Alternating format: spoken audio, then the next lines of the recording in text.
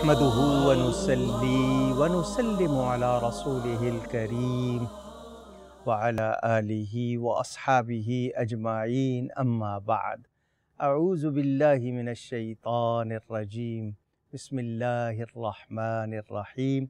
ناظرین و سامعین السلام علیکم ورحمۃ اللہ وبرکاتہ۔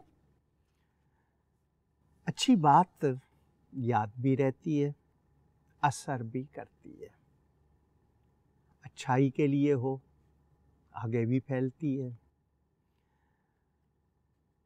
اچھوں کا ذکر اچھا لگتا ہے، مگر اللہ تعالی نے دونوں طرح ضدین جس کو کہتے ہیں نا، اچھا بھی بنایا ہے تو برا بھی بنایا ہے۔ اور تعرف الاشیاء بازدادہا، چیزیں اپنی ضد سے پہچانی جاتی ہیں۔ رات کی تاریکی نہ ہو تو دن کے اجالے کی قدر کیسی، بدبو نہ ہو تو خوشبو کی قدر کیسی، تو برے نہ ہو تو اچھوں کی قدر کیسی۔ دجال فتنہ، مصیبت، برائی کے ساتھ اس کا تصور، خیال بھی آئے گا تو بہت زیادہ کراہت کے معنی ناپسندیدگی، مگر وہ آنا ہے، یہ قدرت ہے، یہ مشیت ہے۔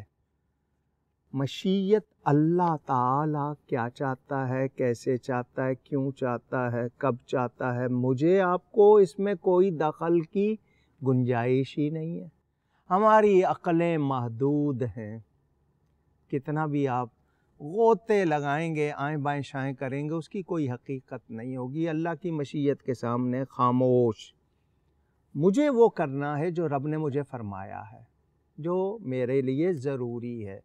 مجھے فتنہ دجال سے بچنے کی دعا کرنی ہے، مجھے ایمان کی حفاظت کی دعا کرنی ہے، مجھے نیکیاں اختیار کرنی ہے، گناہوں سے توبہ کرنی ہے، میں ان کی طرف توجہ دوں۔ قدرت کی کیا مشیت ہے، یہ اس کے کام ہے۔ یفعل اللہ ما یشاء، وہ جو چاہتا ہے کرتا ہے۔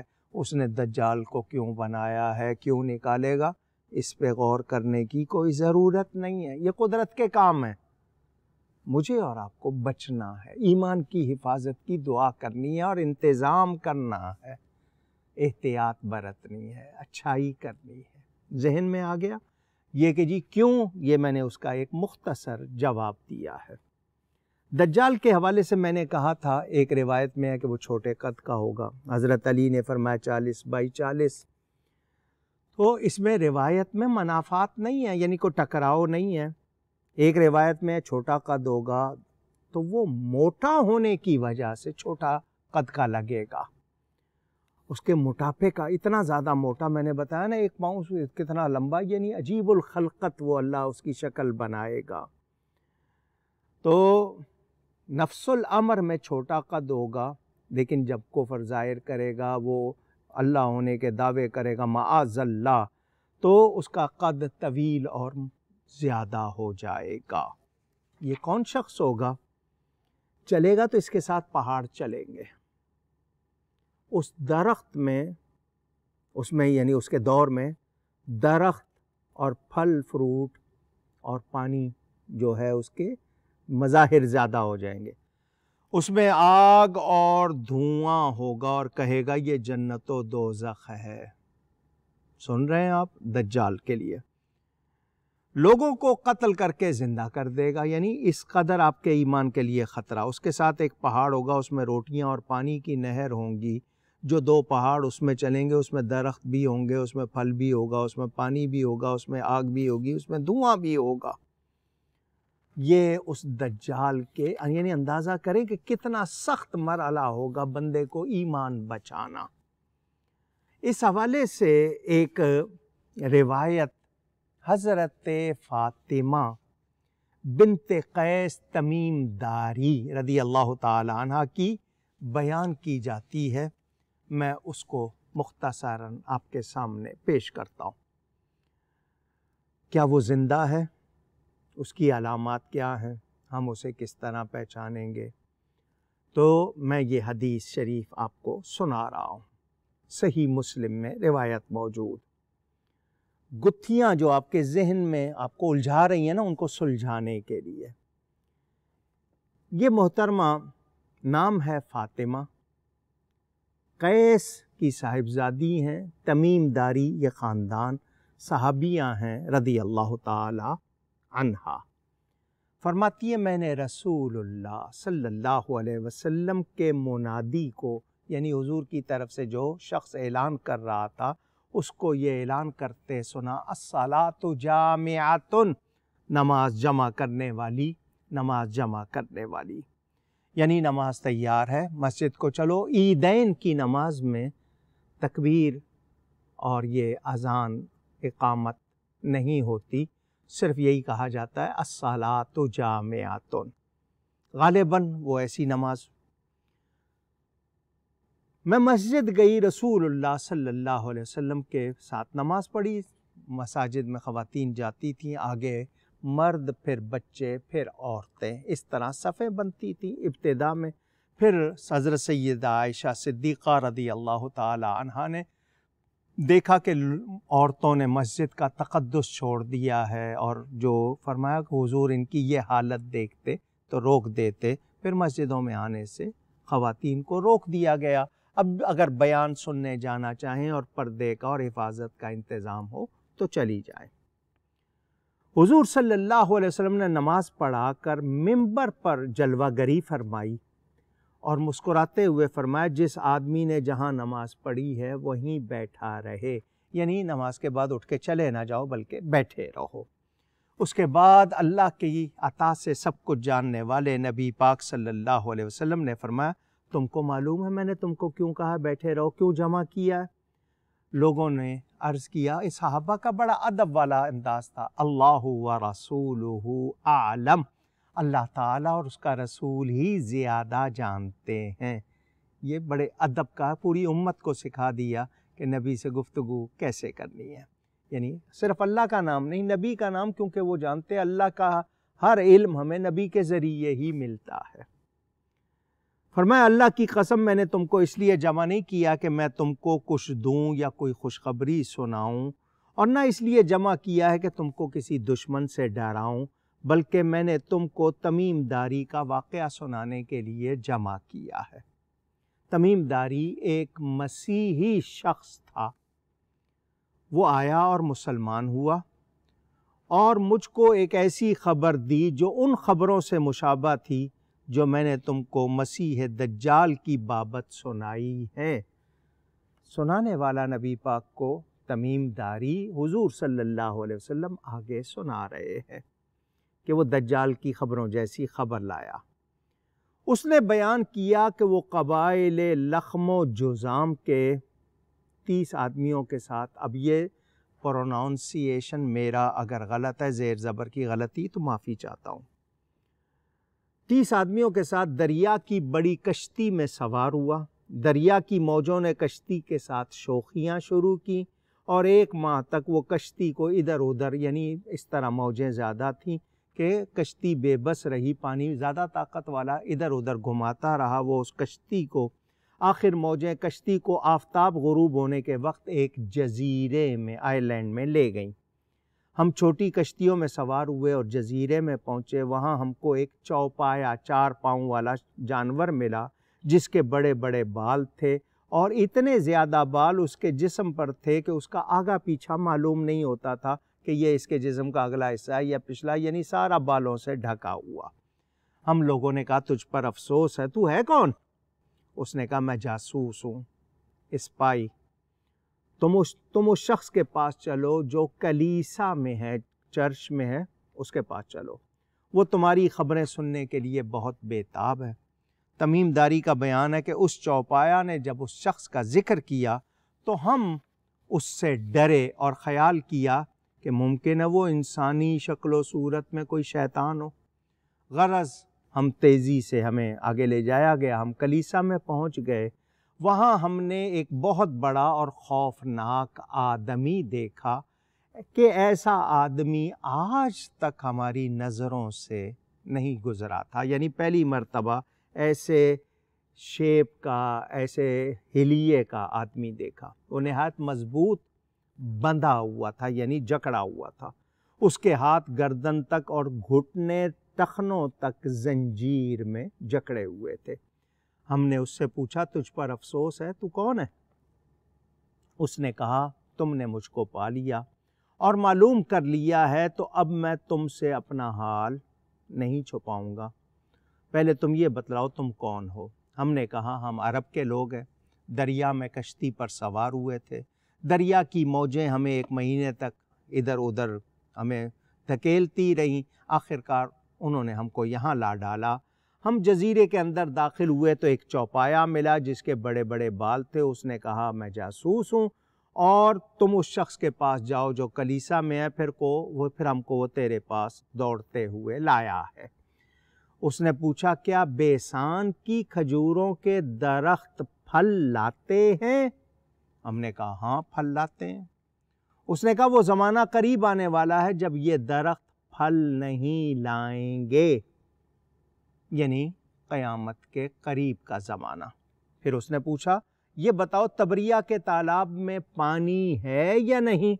हमने कहा, उसमें तो बहुत पानी है। उसने कहा, करीब उसका पानी खुश्क हो जाएगा।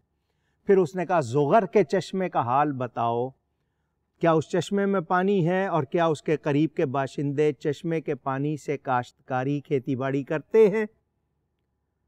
फिर उसने पूछा, अरब के लोगों के नबी सल्लल्लाहु अलैहि वसल्लम की बाबत बताओ। ये दुरूद शरीफ मैंने पढ़ा है कि उन्होंने क्या किया। हमने कहा, वो मक्के से हिजरत फरमाकर मदीना तशरीफ़ ले गए हैं। उसने पूछा, क्या अरब उनसे लड़े हैं? हमने कहा, हाँ। उसने पूछा, उन्होंने अरब से क्या मामला किया? हमने तमाम वाक़यात से उसको आगाह किया और बताया कि अरबों में से जो लोग उनके करीबी अजीज़ थे उन पर हुज़ूर सल्लल्लाहु अलैहि वसल्लम का गलबा हुआ।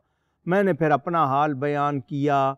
उन्होंने लोगों ने इताअत कबूल कर ली और उनके लिए उसने कहा कि उनकी इताअत करना ही सबके लिए बेहतर है। ये वो बोल रहा है। अच्छा, अब मैं अपना हाल बयान करता हूँ। यहाँ आकर नबी पाक का ज़िक्र सुन के वो कहने लगा, मैं मसीहुद दज्जाल हूँ। वो काना दज्जाल, उसने कहा, मैं हूँ। अनकरीब मुझको निकलने का हुक्म दिया जाएगा। इसका मतलब ये कि वो बनाया जा चुका है लेकिन कैद है, किसी जजीरे में कैद है कुदरत की तरफ से, लेकिन वो बनाया जा चुका है। इसका मतलब ये हुआ, अनकरीब मुझको निकलने का हुक्म दिया जाएगा, मैं बाहर निकलूँगा और ज़मीन पर फेरूँगा, यहाँ तक कि कोई आबादी ऐसी नहीं छोड़ूँगा जिसमें मैं दाखिल ना हूँ। ज़मीन के चप्पे चप्पे पर चलेगा। 40 रातें, कितनी? 40 नाइट्स, 40 रातें बराबर गश्त में रहूँगा, लेकिन मक्का मुकर्रमा और मदीना मुनव्वरा नहीं जा सकूँगा कि मुझे वहाँ जाने की मुमानत है। मैं कोशिश करूँगा, दाखिल नहीं हो सकूँगा। मैं जब इन शहरों में से किसी में दाखिल होने का इरादा करूँगा तो एक फ़रिश्ता जिसके हाथ में तलवार होगी वो मुझको दाखिल होने से रोकेगा, और इन शहरों में से हर एक रास्ते पर फ़रिश्ते मुकर्रर होंगे जो रास्ते की हिफाजत करते होंगे। मेरे प्यारे नबी पाक रसूल मुकर्रम सल्लल्लाहु अलैहि वसल्लम ने ये सुनाकर आपके हाथ में आसा था, फरमाया, ये है तैयबा, ये है मदीना। मेरे आका ने 3 मरतबा फरमाया, ये है तैयबा, ये है तैयबा। फिर आपने फरमाया, खबरदार, क्या यही मैं तुमको नहीं बतलाया करता था? यानी मेरी खबरें जो अल्लाह की तरफ से आती थी उसकी तस्दीक हो गई ना। चश्मदीद ने बता दिया जो देख के आया है। फरमाया, आगाह रहो, दज्जाल दरियाए शाम में है या दरियाए यमन में, वो मिलते होंगे। फिर कहा, नहीं, वो मशरिक की जानिब से निकलेगा। आपने मशरिक की तरफ इशारा किया। मेरे नबी पाक सल्लल्लाहु अलैहि वसल्लम सुना रहे, चूँकि इसमें बहुत सी बातें इस रिवायत से वाज़े हो गईं। हज़रत तमीम दारी की जो बयान की हुई रिवायत, इसमें बेसान के बागात, तबरिया के तालाब और ज़ुग़र के चश्मे का ज़िक्र, यकीनन दज्जाल का इनसे ताल्लुक़ होगा। तो बेसान फ़लस्तीन में एक जगह का नाम है। याकूत हमवी ने लिखा है कि उसके बागात फल देते थे मगर बाद में फल देना बंद हो गए। ये भी दज्जाल की आमद की एक निशानी। بحیرہ تبریہ یہ اسرائیل کے شمال مشرق میں، یعنی اس کے نارتھ ایسٹ میں اردن کی سرحد جارڈن کے قریب ہے، اور اس پر اس وقت جو لوگ قابض ہیں یعنی اسرائیل نامی ملک، وہ اس کا قبضہ ہے۔ تبریہ کا پانی بھی بغیر کسی ظاہری وجہ کے رفتہ رفتہ خشک ہوتا جا رہا ہے۔ اس کا خشک ہونا بھی اس بات کی علامت کہ دجال کی زبانی، چونکہ یہ ذکر آیا تھا کہ یہ اس کی دوسری نشانی بھی پوری ہو رہی ہے، یعنی باغات جو پھل دیتے تھے پھل دینا بند کر دیا، ایک نشانی۔ اس کا پانی خشک ہونا ابھی مکمل نہیں ہوا ہے، ہو رہا ہے، یہ دوسری نشانی۔ دجال کا تیسرا کہنا زغر کے چشمے، یہ جگہ بھی اسرائیل میں بحیرہ مردار کے مشرق میں ہے۔ اس چشمے کا پانی ابھی پوری طرح خشک نہیں ہوا، جو ہی یہ پانی پوری طرح خشک ہوگا دجال نمودار ہو جائے گا۔ تو کس جگہ روپوش ہے؟ تو حضور صلی اللہ علیہ وسلم کے ارشاد کے مطابق کہ وہ دریائے شام یا دریائے یمن مشرق کی طرف۔ یہاں ایک شبہ کسی کے ذہن میں آیا، اس کا صرف اشارہ کر رہا ہوں۔ برمودا ٹرائنگل یہ ایک مثلث تکون ہے جس نے 3 خطوں کو یعنی وہ ملایا ہوا تکون ہے۔ اس کے بارے میں کچھ لوگوں کا یہ خیال کہ شاید یہ دجال کی ٹیریٹری ہے یا اس کا وہ علاقہ ہے، وہ کسی کو وہاں داخل نہیں ہونے دے رہا، اور جہاز بھی غائب ہو جاتے ہیں، بحری جہاز بھی غائب ہو جاتے ہیں۔ سائنس ابھی تک اس کو حل نہیں کر سکی، لیکن ایریا معلوم کیا ہوا ہے انہوں نے۔ تو 1874 میں جو پہلا جہاز غائب ہو گیا تھا، وہ کیپٹن لاپتہ ہو گئے تھے، پھر بعد میں ایک ساحل پر لا کر ان کو چھوڑا گیا، تو کچھ لوگ اس سے ملاتے ہیں۔ میں جو باتیں کروں گا میری سورس ہسٹری کی بکس نہیں ہے، میری سورس یہ لوگوں کی کہانیاں نہیں ہیں، میری سورس قرآن اور حدیث ہے۔ حدیث شریف میں جب بیان موجود ہے، مجھے کسی اور طرف دیکھنے کی ضرورت کیوں نہیں ہے؟ اس لیے کہ وہاں جو کچھ ہوگا، کیا کہتے ہیں، وہ اپنے لوگوں کے خیالات ہوں گے، تو قرآن و حدیث کے مطابق کوئی بات ہے، وہ جس کسی کی ہے قبول ہے۔ تو یہ احادیث کے مطابق دجال کے حوالے سے آپ کو بتا رہا ہوں۔ ابھی کچھ پروگرام اس پہ اور، تاکہ ہم جان لیں کہ قدرت کیا کیا کرشمے دکھاتی ہے۔ کرونا وائرس تو بہت چھوٹا سا، دجال کا فتنہ بہت بڑا ہوگا، اللہ بچائے۔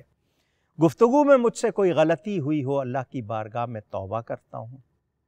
آئندہ نشست میں ملاقات ہوگی۔ والسلام علیکم ورحمۃ اللہ وبرکاتہ۔